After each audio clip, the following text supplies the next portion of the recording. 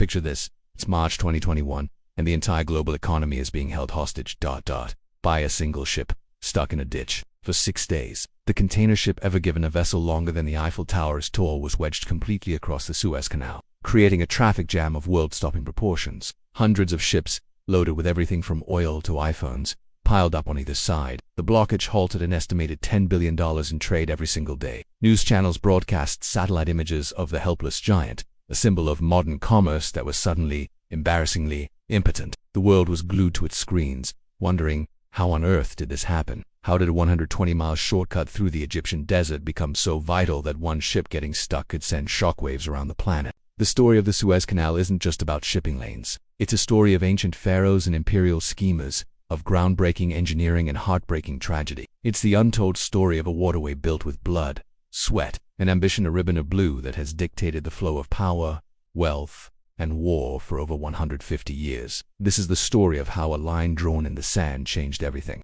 The idea of connecting the Mediterranean and the Red Sea isn't new. Not at all. It's a dream as old as civilization itself, born in the minds of the pharaohs who ruled ancient Egypt.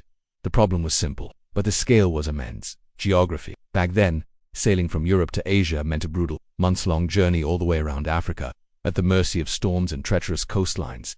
The solution seemed obvious, at least on a map: a tiny strip of land. The Isthmus of Suez was the only thing in the way. A canal would be a gate. Ancient Egyptian rulers were the first to take a crack at it. As far back as the 19th century BCE, Pharaoh Senusret III is thought to have ordered the first canal. It wasn't a direct link, but a clever workaround connecting the Red Sea to the Nile River, which then flowed into the Mediterranean. This canal of the pharaohs was an ancient marvel, expanded and redug for 1,000 years by everyone from the Persian conqueror Darius the Great to the Greek Ptolemy. But there was a catch. These early canals were a constant battle against nature. They were always silting up, always being reclaimed by the shifting desert sands. By the 8th century CE, the last of these ancient waterways was finally abandoned. The desert won, the dream was buried, and the long, dangerous route around the Cape of Good Hope once again became the world's main maritime highway. For more than 1,000 years, the dream of a direct canal lay dormant, waiting for a new era of ambition, technology, and sheer force of will to bring it back to life. The 19th century arrived with the roar of steam engines and the relentless drive of the Industrial Revolution. Empires were expanding, markets were going global, and time was money. The long voyage around Africa was no longer just an inconvenience. It was a major bottleneck for Europe's great powers, especially Britain and France. Controlling the routes to their colonies in Asia was everything. Into this game of imperial chess stepped a man with a single, all-consuming obsession. Now, de Lesseps wasn't an engineer, he wasn't a banker. He was a charismatic French diplomat who had become mesmerized by the ancient dream of the canal.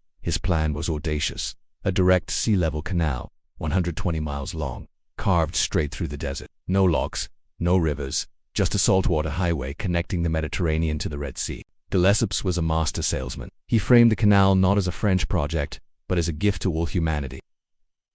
He charmed the Egyptian viceroy, Said Pasha, and in 1854, secured the deal to form the Suez Canal Company. With funding primarily from French investors and Said Pasha himself, the stage was set for one of the greatest engineering projects in history. Construction began on April 25, 1859, and this is where we find the dark secret at the heart of the canal's story, the horrific human cost that is so often left out of the official history. De Lesseps's grand vision was built on the backs of forced peasant labor. Under the deal, the Egyptian government was required to supply the workers. Tens of thousands of Pharaohs or peasants were rounded up from their villages, sometimes in chains, and marched into the desert to work under a system called it was slavery in all but name. For the first few years, the work was brutally manual. The main tools were picks, shovels, and their bare hands. They dug out sand and rock, loading it into baskets. They carried up the steep banks. The conditions were inhuman. Fresh water was dangerously scarce. The workers were crammed into squalid camps that became breeding grounds for cholera, dysentery,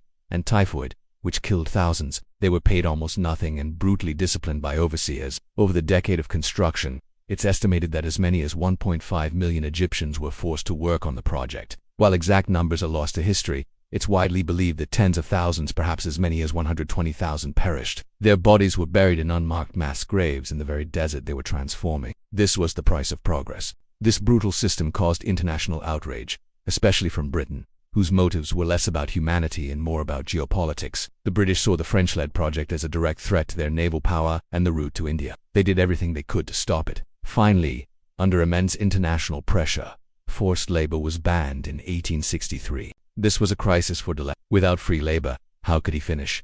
The answer was technology. The company was forced to invest in the most advanced machinery of the day, steam-powered dredgers and excavators that could do the work of thousands of men. The project went from a scene of ancient toil to a showcase of industrial might. It saved the canal, but the cost ballooned to more than double the original estimate, a staggering 433 million French francs. Finally, in 1869, the canal was finished. The inauguration on November 17th was a party of unbelievable extravagance hosted by the new viceroy. Ismail Pasha. Royalty from all over Europe attended. To mark the occasion, a grand new opera house was built in Cairo, and you've probably heard that Verdi's famous opera Aida was commissioned for the grand opening. That's a great story, but it's not quite true. Aida wasn't ready in time and actually premiered 2 years later. The opera performed for the inauguration was as Empress of France led a procession of ships into the new canal. The world cheered a triumph of engineering. But beneath the spectacle lay the ghosts of the thousands who had died to make it possible. The canal was an instant success, but for Egypt, it was a disaster. The crippling cost of construction and Ismail Pasha's lavish spending bankrupted the country. In 1875, he had to sell Egypt's entire 44% stake in the canal company. In a brilliant political move, British Prime Minister Benjamin Disraeli, whose country had once tried to kill the project, swooped in and bought all of it for just £4 million. In a single deal, Britain went from the canal's biggest critic to its single largest shareholder. The waterway, built on Egyptian land, with Egyptian bodies, was now effectively controlled by a foreign power. And just like that, the Suez Canal went from being a universal project to a strategic jewel in the British Imperial crown. For the next 80 years, the canal was the jugular vein of British power, the shortcut to India and the oil fields of the Persian Gulf. In 1882, Britain invaded and occupied Egypt, cementing its military grip on the canal. The waterway promised to the world now belonged to London. This, as you can imagine, did not sit well with the Egyptian people. It was a national humiliation. The Suez Canal Company, run from Paris, acted like a state within a state, raking in huge profits, while Egypt saw almost nothing. The desire to reclaim their canal became the defining goal for a new generation of Egyptian nationalists, and that simmering resentment found its champion in a fiery, charismatic army officer named Gamal Abdel Nasser. Nasser came to power in the 1952 Egyptian Revolution, a movement driven by a powerful urge to restore Egyptian pride and sovereignty. To him, the Suez Canal was the ultimate symbol of Western domination. Taking it back wasn't just about economics, it was about liberation. Nasser's big moment arrived in 1956. He was trying to get funding for his own massive project, the Aswan Dam. He'd gotten initial promises of help from the US and Britain, but they got cold feet, angered by his Arab nationalist politics and his arms deals with the Soviet bloc. In July 1956, they pulled their funding offer. Nasser was furious, but he was also opportunistic. On July 26, 1956, in a thunderous speech in Alexandria, he delivered his answer. He recounted the canal's history, the lives lost, the profits drained. Then, in a moment of pure political theater, he uttered a code word Deleuze to signal for his forces to seize the canal company's offices. To the roaring crowd, he declared, "The Suez Canal has been nationalized. It is now an Egyptian company." In Egypt, people danced in the streets. Nasser was a hero. But in London and Paris, there was fury. They saw Nasser as a dictator, a Mussolini on the Nile, and they were determined to take the canal back by force. What followed was a secret plot between Britain, France, and Israel. The plan: Israel would invade Egypt's Sinai Peninsula. Britain and France would then demand that both sides withdraw from the canal. When Nasser inevitably refused, they'd have their excuse to invade the canal and kick him out of power. On October 29, 1956, they put the plan into action. Israeli forces pushed into the Sinai.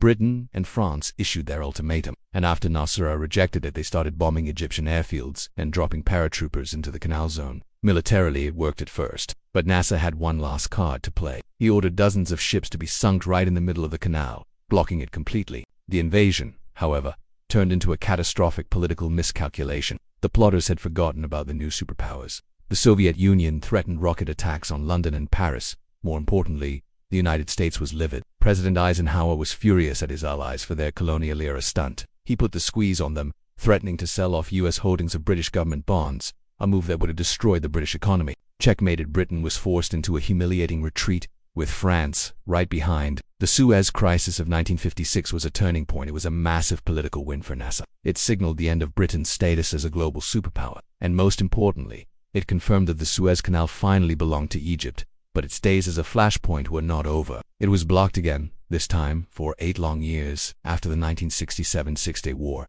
becoming a fortified front. It finally reopened in 1975, a symbol of the fragile peace it had returned.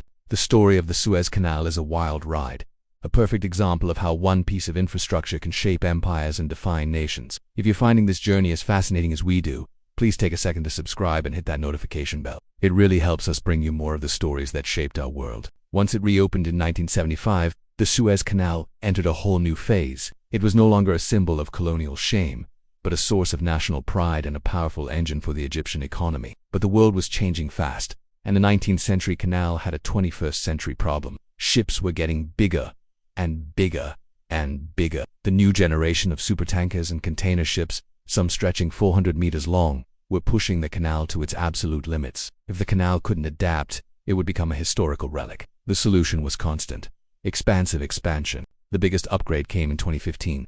In a massive project, a new 35-kilometer channel was dug parallel to the existing one. Dubbed the new Suez Canal, it allowed for two-way traffic, cutting down wait times and boosting capacity. It was a clear signal that Egypt was all in on keeping the canal relevant. But even that wasn't enough to eliminate the risks. And then, on March 23, 2021, the nightmare scenario happened. The Ever Given, one of the largest container ships on the planet, was slammed by a sandstorm. The wind pushed the colossal vessel sideways, wedging it firmly into both banks. The ship was stuck, a giant cork in the world's most important bottle. The 6-day global soap opera that followed perfectly captured the fragility of our modern world. The crisis spurred Egypt into action, accelerating plans to widen and deepen the very section of the canal where the ship got stuck, a project completed in early 2025 to improve safety. But just as the world learned the lessons of the Ever Given, a new, more dangerous crisis blew up. Starting in late 2023, the Red Sea, the southern entrance to the canal, became a war. Houthi militants in Yemen began attacking commercial ships with drones and missiles in response to the conflict in Gaza. The impact was immediate. The world's biggest shipping companies weren't willing to risk their crews in billion-dollar vessels. They started diverting their fleets all the way around Africa again, adding weeks and millions in fuel costs to their journeys. The result was catastrophic for the canal. Throughout 2024, traffic plummeted, with some reports showing monthly ship counts down by over 50% compared to the previous year. Revenue, which Egypt depends on, collapsed. It was a painful irony. After 150 years of politics and engineering, the biggest threat wasn't a blockage in the canal, but a conflict hundreds of miles away. And now, here in mid-2025, the situation is still tense. While some shipping is starting to trickle back, many of the world's biggest carriers are still playing it safe. And the canal is operating far below its capacity, a stark reminder that this vital global artery is still at the mercy of the region's turmoil. So, what is the story of the Suez Canal? At its heart, it's a story about a dream to conquer geography and shrink the planet. It was born from the ambition of Pharaohs, built by the vision of a French diplomat, and paid for with the lives of countless Egyptian peasants. It was an engineering marvel that instantly became a tool of empire, a symbol of domination that fueled a revolution, and a source of pride that defined a nation's fight for its soul. For over a century and a half, this 120-mile strip of water has been at the center of world history. It's been a catalyst for war, a prize for superpowers, and a mirror reflecting the delicate balance of the global economy. From the shovels of the Pharaohs to the giant dredgers of today, from Queen Victoria's gunboats to the megaships they now serve, the canal is a testament to our drive to overcome any barrier. Today, when you see a massive ship gliding silently through the desert, it's more than just a boat in a channel. It's the end result of this long, brilliant, and often brutal history. It's a symbol of just how connected our world is, and a terrifying reminder of how easily those connections can be broken. So, what do you think? What part of the canal's wild history surprised you the most? Was it the forgotten tragedy of its construction, or its role in bringing down an empire? Let us know in the comments below. And for more stories about the engineering and events that have shaped our modern world, make sure you're subscribed. Thanks for watching.